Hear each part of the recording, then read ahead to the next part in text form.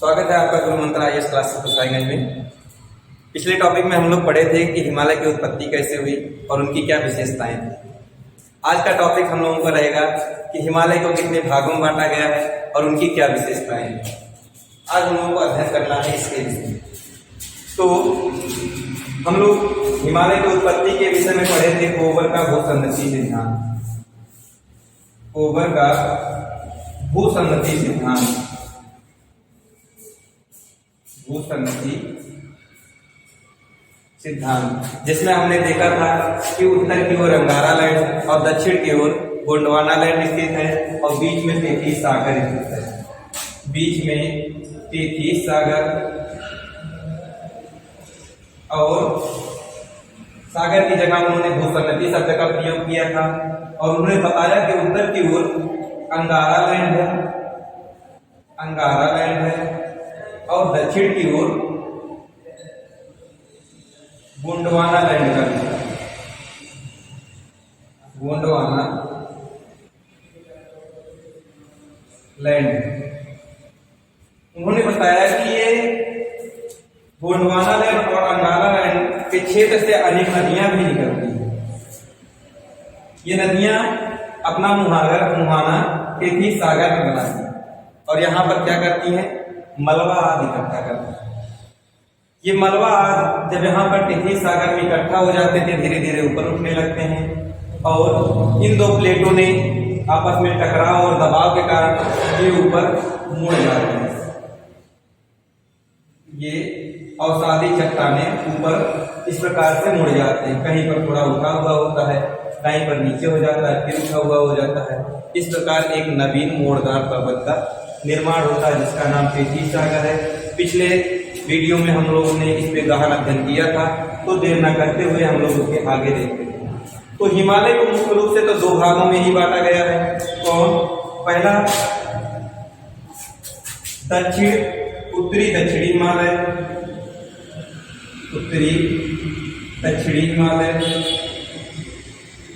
और दूसरा भाग है पूर्वी पश्चिमी हिमालय, पूर्वी पश्चिमी हिमालय।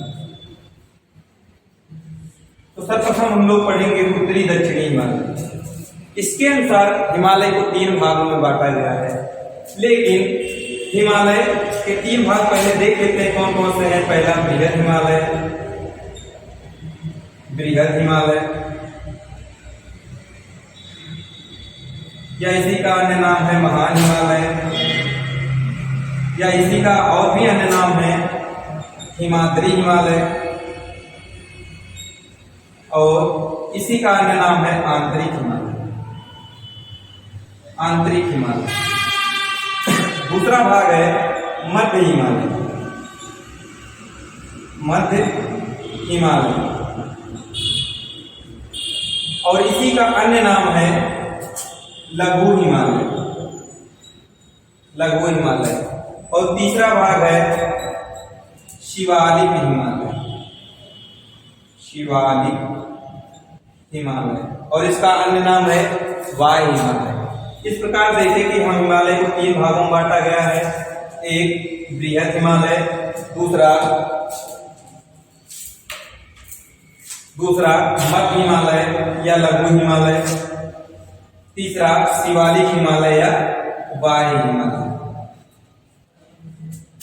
इससे भी पहले हिमालय का निर्माण तो ये तेतीस भूसंगति से हुआ है, तेतीस सागर से हुआ है, लेकिन इससे भी पहले यूरेशियन प्लेट के द्वारा हिमालय के उत्तर में ट्रांस हिमालय का निर्माण हुआ, ट्रांस हिमालय का निर्माण हुआ। ये हिमालय का भाग नहीं है, इसकी उत्पत्ति हिमालय से पहले हो चुकी थी। हजारों वर्ष पहले इसकी उत्पत्ति हो चुकी थी। हिमालय का निर्माण इस ट्रांस हिमालय के बहुत देर उपरांत हुआ है। तो ट्रांस हिमालय यूरेशियन प्लेट का भाग है, ध्यान रहे। ये तेतीस या गोंडवाना और अंगारा लैंड के बीच तेतीस भूसंगति का भाग नहीं है, ये यूरेशियन प्लेट का भाग है। अब ट्रांस हिमालय के विषय में सर्वप्रथम हम लोग पढ़ेंगे, उसके बाद बृहद हिमालय के विषय पढ़ेंगे, फिर मध्य हिमालय के विषय पढ़ेंगे, फिर शिवालिक हिमालय के विषय में पढ़ेंगे। तो देखते हैं सर्वप्रथम हम लोग ट्रांस हिमालय। ट्रांस हिमालय की मुख्य श्रेणी है काराकोरम, लद्दाख और जास्कर। इनको उत्तर से दक्षिण के लिए लगाने के लिए आ जाता है। तो सबसे उत्तर में काराकोरम पर्वत श्रेणी, उसके दक्षिण में लद्दाख पर्वत श्रेणी, उसके भी दक्षिण में जास्कर पर्वत श्रेणी। और ट्रांस हिमालय का विस्तार न केवल भारत में ही बल्कि और भी देशों में, जैसे तिब्बत में इसी को कैलाश पर्वत बोलते हैं, कैलाश पर्वत बोलते हैं। इस प्रकार से चार मुख्य श्रेणियां मिली, काराकोरम, लद्दाख, जास्कर, कैलाश। ये उत्तर से दक्षिण लगे हुए हैं। सबसे उत्तर में काराकोरम, फिर लद्दाख, फिर जास्कर, फिर कैलाश। अब हम बात करते हैं सर्वप्रथम काराकोरम पर्वत श्रेणी और ट्रांस हिमालय की कुछ और खासियत हम लोग देख लेते हैं। यहाँ पर वर्ष भर बर्फ जमे रहते हैं, यहाँ पर वर्ष भर बर्फ जमे रहते हैं। अब हम लोग बात करते हैं काराकोरम पर्वत श्रेणी की। तो काराकोरम पर ही एक ग्लेशियर है, सियाचिन ग्लेशियर, जिसे भारत का सबसे बड़ा ग्लेशियर कहा जाता है। सियाचिन ग्लेशियर को भारत का सबसे बड़ा ग्लेशियर कहा जाता है। आप लोग लिखते रहिएगा, जो हम बताते चले आप लोग ऐसे ही लिखते रहिएगा। और इसी काराकोरम पर्वत श्रेणी पर अन्य भी ग्लेशियर हैं, जैसे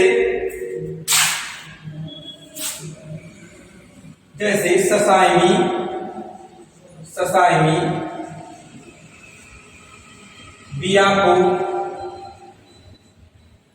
बियाको, बाल्टोरो और हिस्पर,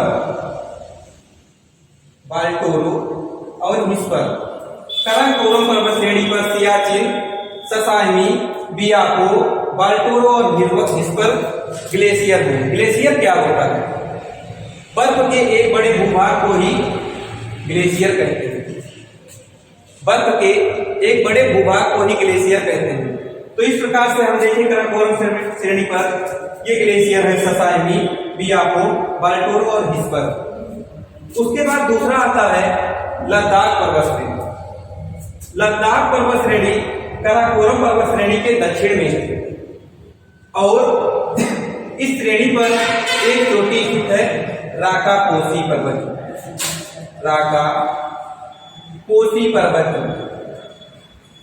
ये पर्वत चोटी सबसे तीव्र ढाल बनाने वाली पर्वत चोटी, राकापोसी पर्वत चोटी भारत की सबसे तीव्र ढाल बनाने वाली पर्वत चोटी है।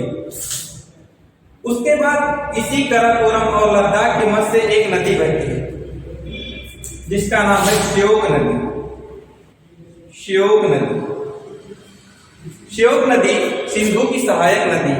प्रश्न ऐसे ही पूछे जाएंगे, काराकोरम और लद्दाख के मध्य से होकर बहने वाली नदी कौन सी है? तो देखते हैं, काराकोरम और लद्दाख के मध्य से बहने वाली नदी श्योक नदी है। या इसी का अन्य प्रश्न हो जाएगा, श्योक नदी किन दो पर्वत श्रेणियों के मध्य से होकर के बहती है? तो काराकोरम और लद्दाख के मध्य से होकर के श्योक नदी बहती है और लद्दाख के नीचे जास्कर पर्वत श्रेणी, जास्कर और लद्दाख के मध्य एक नदी बहती है। ये आप लोग देख रहे होंगे, एक नदी बनी है जिसका नाम है सिंधु नदी।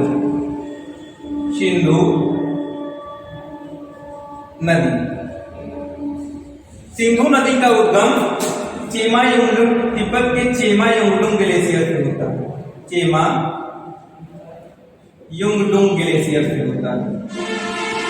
सिंधु नदी का उद्गम तिब्बत के चेमायुंगडुंग ग्लेशियर से होता है और ये पश्चिम की ओर प्रभावित होते हुए लद्दाख और जास्कर पर्वत श्रेणी के मध्य से होकर के बहती है। क्वेश्चन ऐसे आएगा कि लद्दाख और जास्कर पर्वत श्रेणी के मध्य से होकर के कौन सी नदी बहती है?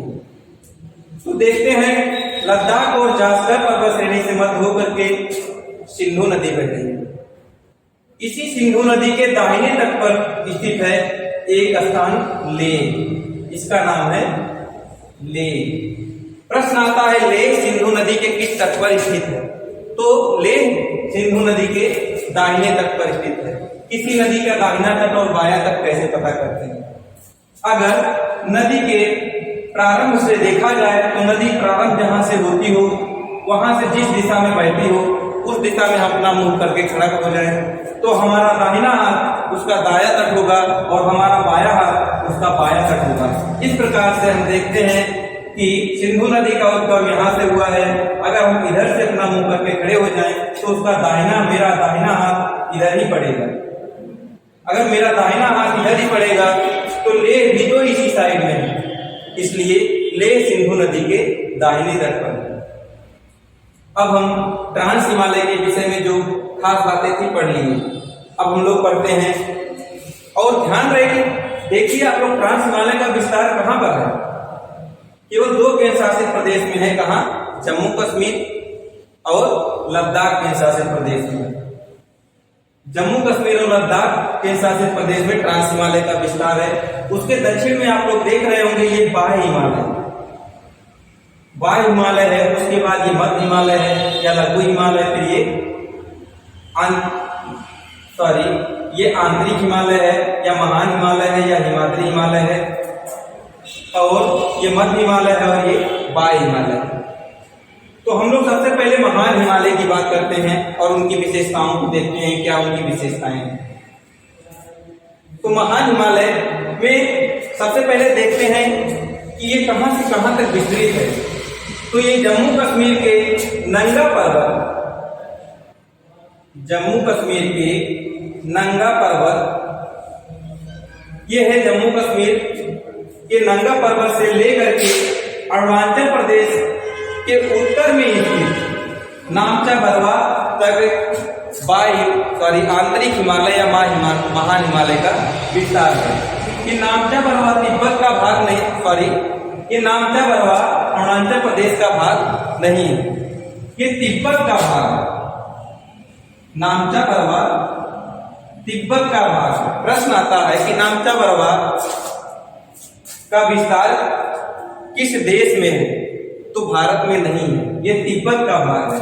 और दूसरा प्रश्न आएगा कि महान हिमालय का विस्तार किस बिंदु से किस बिंदु तक है? तो हम लोग देखते हैं नंगा पर्वत से लेकर नामचा बरवा तक इसका विस्तार है। और सबसे महत्वपूर्ण बात है, संसार की 10 बड़ी चोटियां इसी हिमालय में हैं, अर्थात संसार की 10 बड़ी चोटियां महान हिमालय में ही हैं। और यहाँ पर बर्फ भी जमे रहते हैं, इसलिए इसे हिमाद्री हिमालय भी कहते हैं, इसलिए इसे हिमाद्री हिमालय भी कहते हैं। अब हम लोग देखते हैं 10 बड़ी चोटियां कौन कौन सी हैं, इनका नाम भी पूछ लेता है कि इनके नाम क्या हैं। तो पहली बड़ी चोटी की बात करें, सबसे बड़ी चोटी है एवरेस्ट।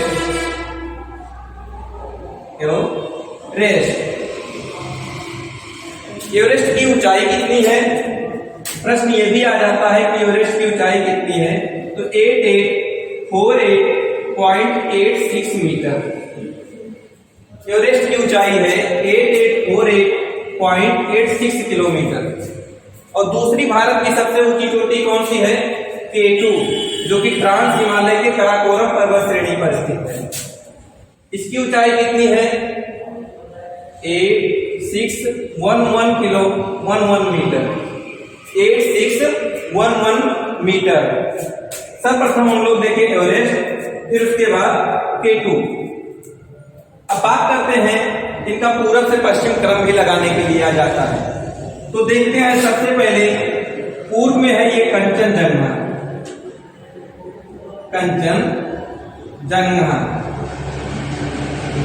कंचनजंगा पर्वत चोटी महान हिमालय का ही भाग है, लेकिन ये किस राज्य में है? सिक्किम राज्य में। प्रश्न आएगा, कंचनजंगा पर्वत चोटी किस राज्य में स्थित है? तो ये सिक्किम में स्थित है। और महान हिमालय की 5 बड़ी पर्वत चोटियां नेपाल में स्थित है, जिनका हम क्रम देखते हैं। सबसे पहले तो ये है मकालू पर्वत चोटी, उसके बाद ये एवरेस्ट है, फिर मसालू, मसालू, फिर धौलागिरी, धौलागिरी, उसके बाद अन्नपूर्णा, अन्नपूर्णा पर्वत चोटी।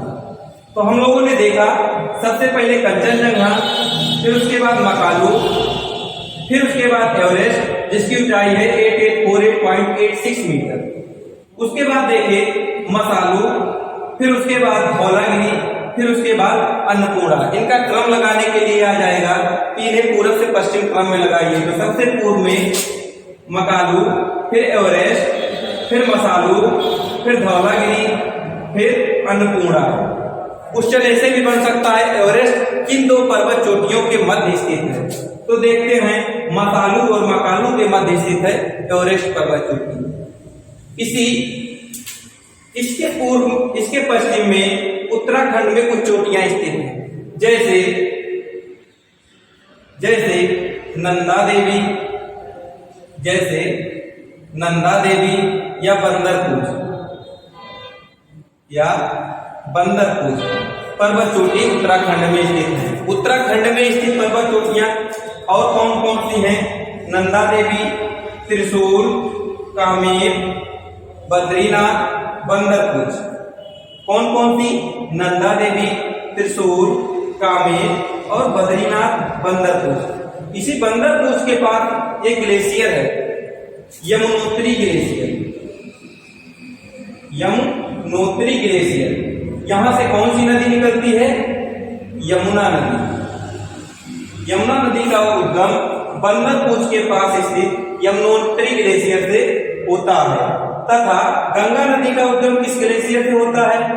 गंगा नदी का उद्गम गंगोत्री ग्लेशियर से होता है, गंगोत्री ग्लेशियर से होता है।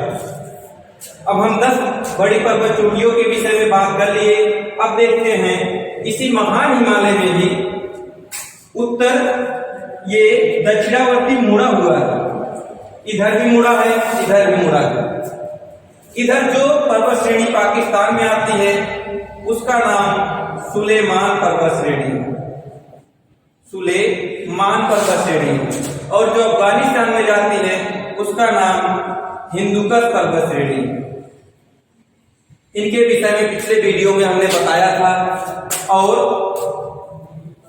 ये जो उत्तर पूर्व की ओर स्थित चोटियां हैं या पर्वत श्रेणियां हैं, इनको उत्तर से दक्षिण क्रम से लगाने के लिए आ जाता है।